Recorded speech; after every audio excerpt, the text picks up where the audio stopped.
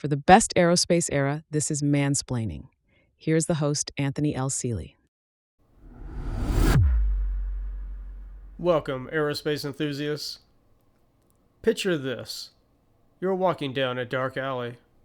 Out of nowhere, someone fast and agile jumps behind you. You turn around as quickly as you can, just in time to be punched in the jaw harder than you've ever been punched before. You hit the ground, dazed. As you start to get up on all fours, you taste blood. You move your tongue around in your mouth to see if you're missing any teeth. You get back on your feet to make your stand. You start to stare down your opponent. You see two others walk up and join your rival, appearing behind each of his shoulders. You have only one move to make here. It's time to fight back. It's time to punch back.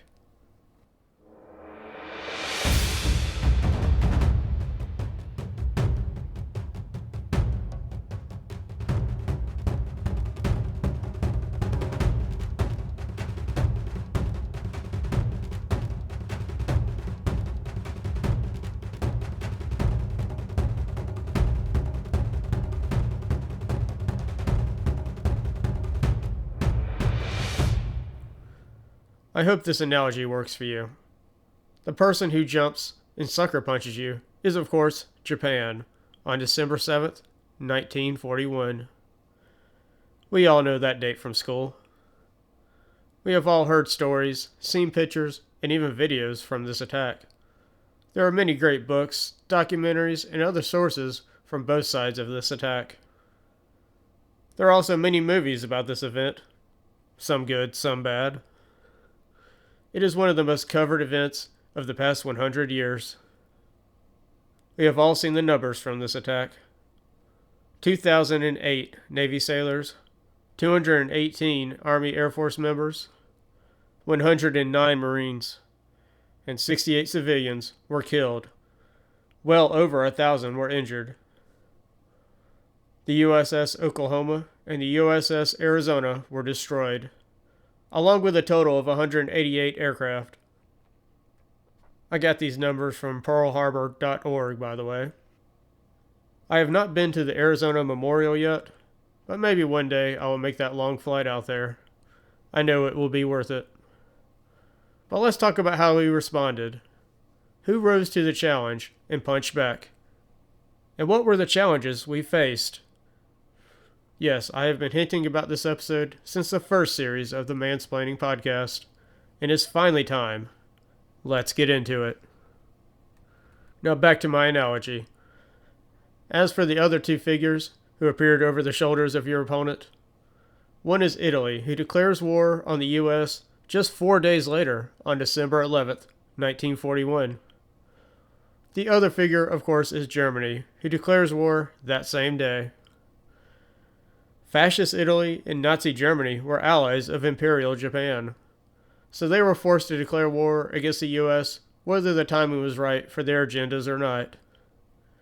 In any event, the U.S. needed to punch back against Japan after the attack on Pearl Harbor.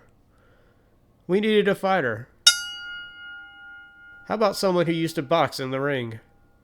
Someone who's also been in many fights outside of the ring. We had just the man for the job. But before we get to him, I want to set the stage and show you the challenges we faced and how the plan to punch back formed. The Empire of Japan was unstoppable in the early 1900s, leading up to the day of the attack on Pearl Harbor. First, let's talk about the Russo-Japanese War. The vast Russian Empire, led by the Romanovs, had a military port on the Pacific Peninsula called Port Arthur. It is now part of China, called the Lushan Port. It's just past and in between the Korean Peninsula and mainland China, if you look it up on a map. The Japanese in 1903 sent a large portion of their navy and took this port from the Russian forces, and the Japanese army pushed further inland. Now, what could the Russian Empire do here? Sending reinforcements on land across the frozen continent was impractical. They did send their navy, but they had to travel all the way around the world, past Europe, Africa, Asia, just to get there. The Japanese forces just waited and were ready when they arrived. The result of this battle, once the Russian Navy finally arrived, was another shocking victory for Japan.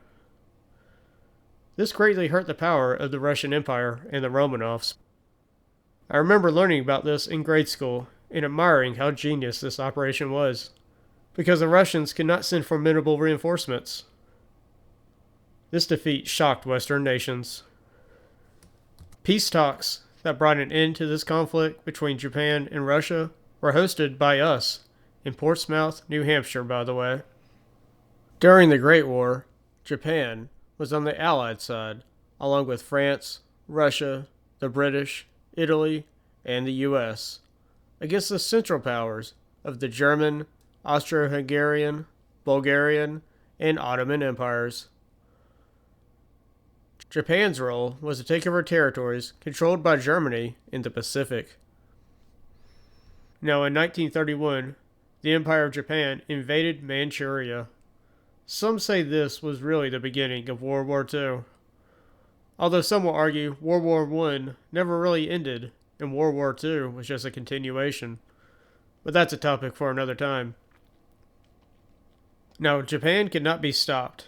They occupied parts of China, Mongolia, Soviet Russia, Southeast Asia, the Korean Peninsula, the Philippines, and a number of small islands in the Pacific, including Guam.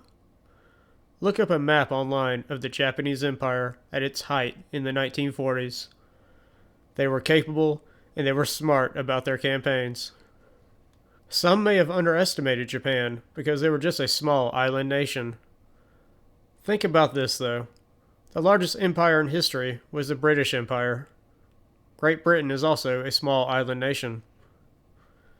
Now, Japan's campaigns were effective in part because of the air superiority with their fast attack aircraft. They also had a strong propaganda campaign that rallied their people. What I really want to talk about here is how ruthless they were in regard to human life. I once researched and wrote a paper on some of the vile experiments the Japanese performed on POWs and the Korean nationals in the 1930s and 40s. Now think about some of the most heinous things that could be done to a human being. Yes, the Japanese Empire did worse than what you just thought of. I will not go into details here, but they did all this in the name of the empire. Now I really want to hammer this home. The U.S. military did not have the numbers to fight this war in 1941, from the personnel numbers to the number of ships, submarines, guns, or airplanes. Have you ever seen the show The Man in the High Castle, released in 2015? In this alternate reality, the Japanese Empire conquers the Pacific states of Washington, Oregon, California, and moves further inward up to the Rocky Mountains. This was a possible outcome leading up to 1941, and the attack on Pearl Harbor was just a prelude to more campaigns in an effort to control all of the Pacific. The Japanese had already won battles against the vast Russian Empire and China, two countries with much deeper history and more dominion than the U.S. Think about it. At the time, the U.S. was only 165 years old. We were only a young capitalist nation in the midst of a depression, and we were not a world power. We also did not have any territory in the Pacific to stage a counterattack. We did not have long-range bombers in our arsenal in 1941. No plane really existed that could make that flight all the way to Japan and make it back. In any event, we needed to find a way to punch back against Japan after the attack on Pearl Harbor. But who was going to do it? We needed a fighter. How about a former boxer? Someone who had been in many fights, in and outside of the ring. Someone who could punch back, if you will. We had just the man for the job. You know that scene from Avengers where Loki says we have an army, and Stark says we have a Hulk? Well, we have a Doolittle. James Harold Doolittle.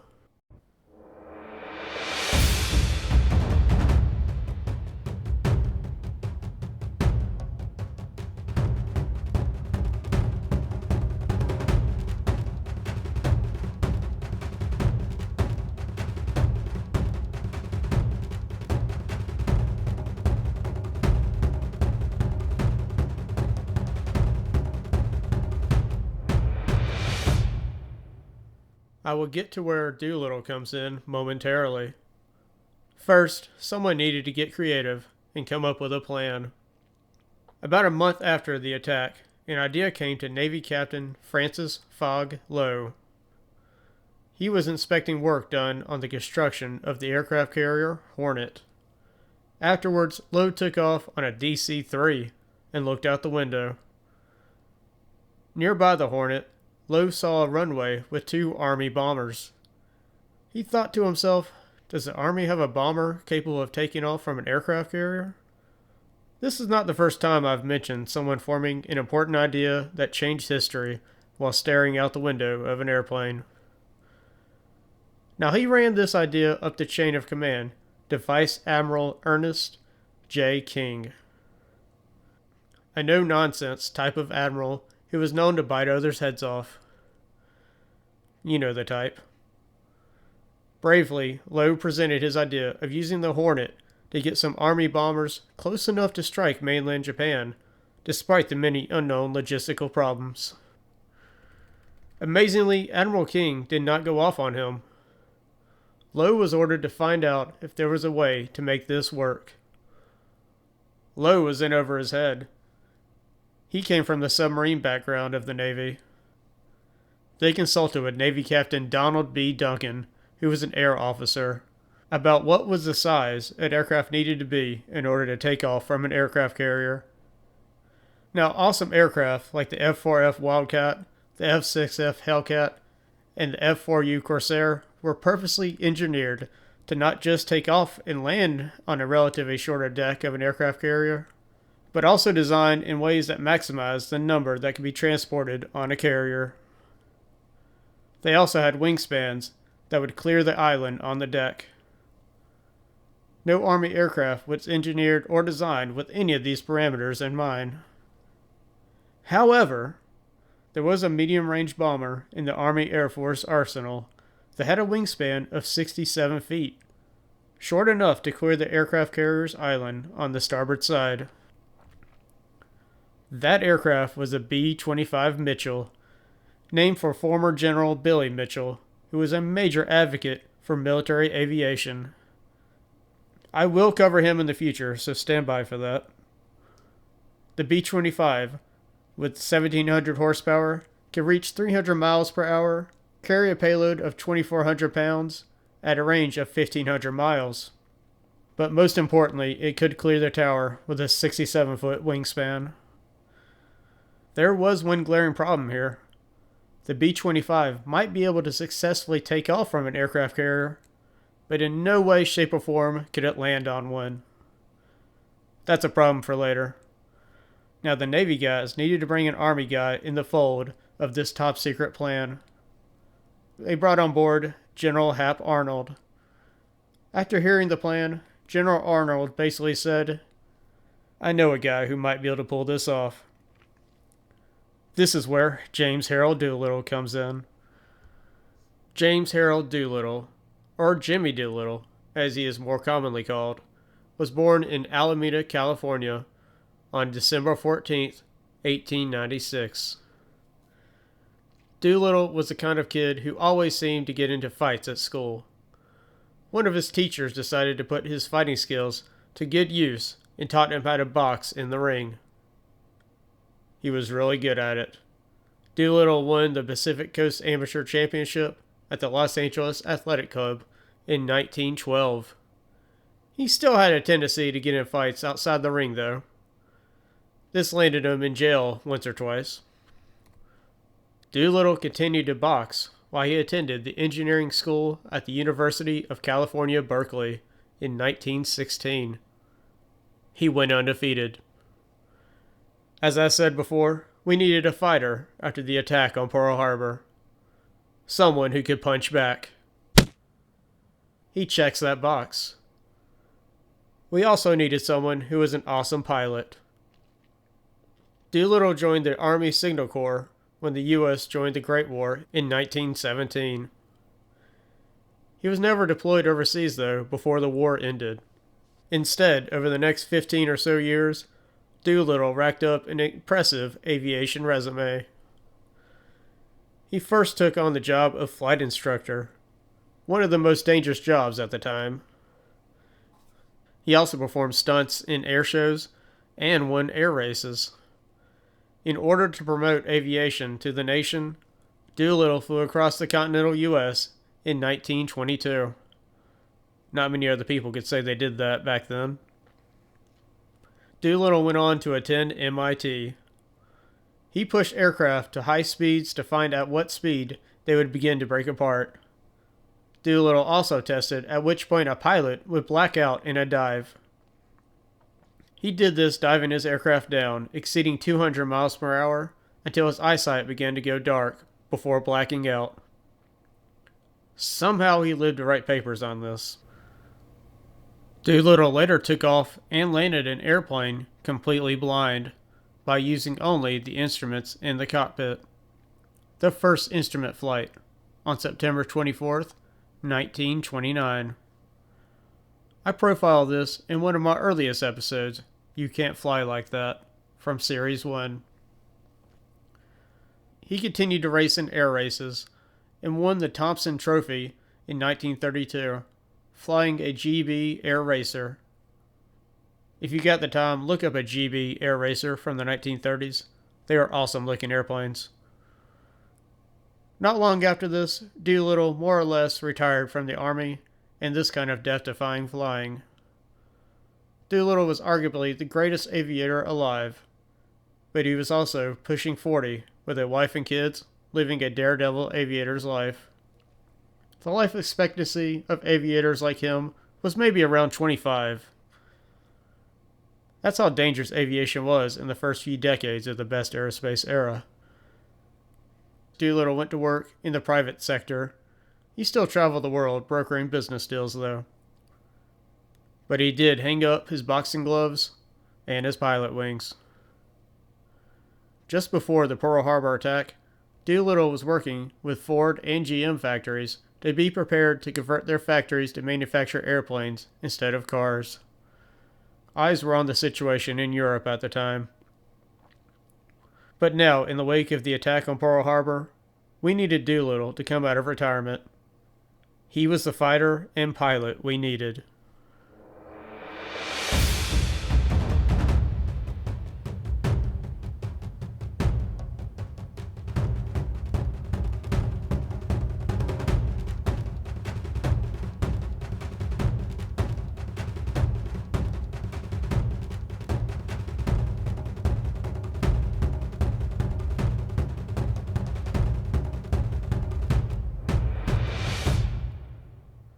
Doolittle went right to work on modifying the B-25s, making them lighter, but also adding fuel reserves to increase its range. A challenging task. Everything non-essential to this unusual mission needed to be stripped out of the B-25s to make way for fuel, bombs, ammo, and the 5-man crew. Check this out. The weight saving was so extreme, they replaced the rear 50 caliber guns with broom handles painted black. They hoped the broom handles would look the part of gun barrels to deter any Japanese pilots trailing them after the raid.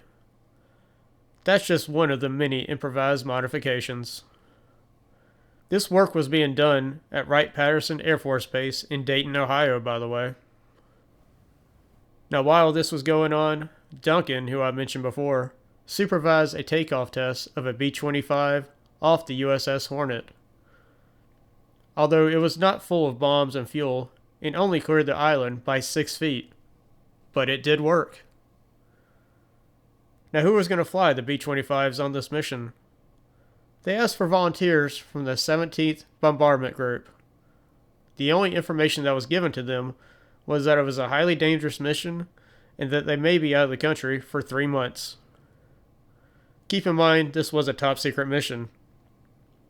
And all of them signed on. Training took place at the Elgin Field in Pensacola, Florida, under the Naval Station's Lieutenant Henry L. Miller. They trained alongside the 45-year-old aviation legend, who secretly intended to lead this raid himself. For all of his accomplishments, Doolittle had never done anything like this. The plan was to take off from the USS Hornet at a safe range, fly to the Japanese mainland, bomb their targets around Tokyo, then fly on west to a region of China that was not under the Japanese control. The Chinese nationalists were an ally of the U.S. during World War II, so the hope was that their army and civilians would hide and help them get the B-25 crews out and away from the Japanese forces. Whether the B-25s can make it that far was yet to be seen. Doolittle gave the odds for them surviving this mission a 50-50, and they only had weeks to make it happen. I said before, Doolittle secretly planned to lead this raid himself. When Hap Arnold brought him on, it was more of an advisory role to make this mission work. Here's how he got around that.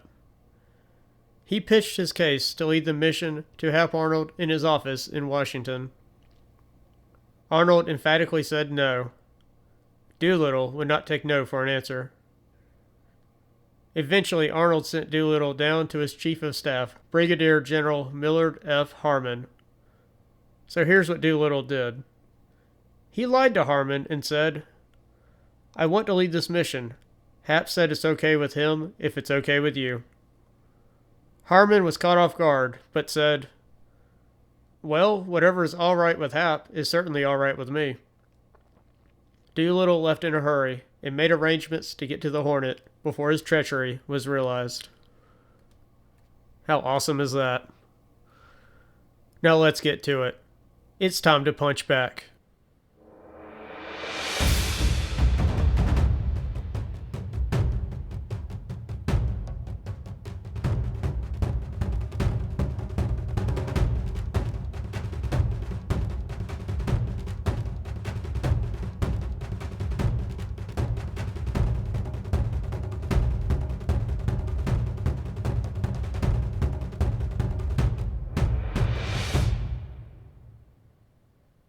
The date, Saturday, April 18th, 1942.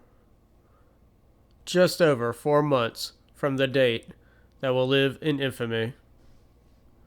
The USS Hornet, escorted by 2 heavy cruisers, 2 light cruisers, and 8 destroyers, along with the aircraft carrier Enterprise. Only 16 B-25s would fit on the deck of the Hornet. The Hornet itself was vulnerable while the 16 B-25s were up on the deck. The first B-25 would have the least amount of deck space to take off. Guess which one Doolittle piloted?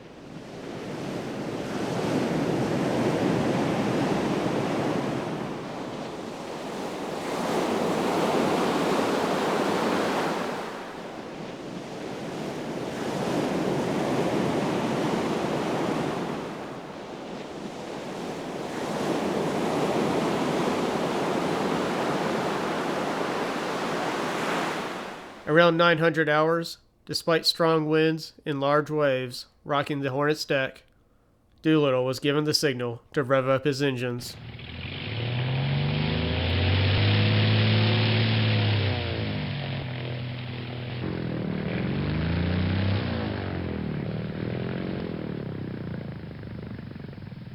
He said, "It was like riding a seesaw that plunged deep into the water each time the bow dipped downward." Imagine that. Doolittle timed his takeoff just as the Hornet's bow cut through the top of a wave. The others followed in these terrible conditions. The Doolittle raiding party headed for Japan. The Hornet, Enterprise, and the escort ships made for Hawaii before the Japanese Navy could decide to follow. This armada was under the command of Admiral William Bull Halsey, by the way. And as formidable as they were surrounded by Japanese forces who were much more experienced. After 5 hours of tense, slow flying to conserve fuel, the 16 B-25s made it to the Japanese mainland and used Mount Fuji as their guide. They had not encountered any enemy fire so far because no one expected this. The Japanese believed, as they had for thousands of years, they were protected by kamikaze, or divine win. Well, Doolittle and the B-25s flew through a storm to get here. Doolittle reached the vast city of Tokyo first and got a jump on the anti-aircraft guns. This must have been a what the moment for them. At 1,200 feet, the bomb bay doors open. The bombardier aimed for his target. The 4 500-pound bombs were dropped and hit a munitions factory. The others followed to hit their targets, then they made for the western coast fast. 5 deadly enemy fighters flew to intercept Doolittle's B-25. He performed an S-turn around some hills and somehow lost them. Perhaps they thought he crashed into one of the hills. One other target they hit was a brand new Japanese aircraft carrier, the Raihu. What is now famously known as the Doolittle Raid lasted just over 1 hour and served as our punch back. A clear message, as clear a message as ever, to Japan that we were going to fight.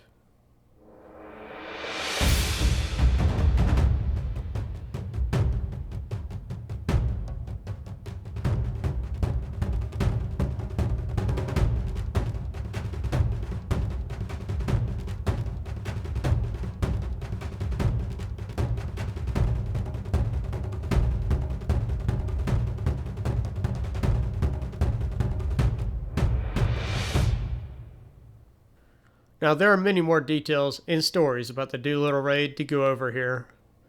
Much more than I can fit in just one episode. What happened to the crew afterwards?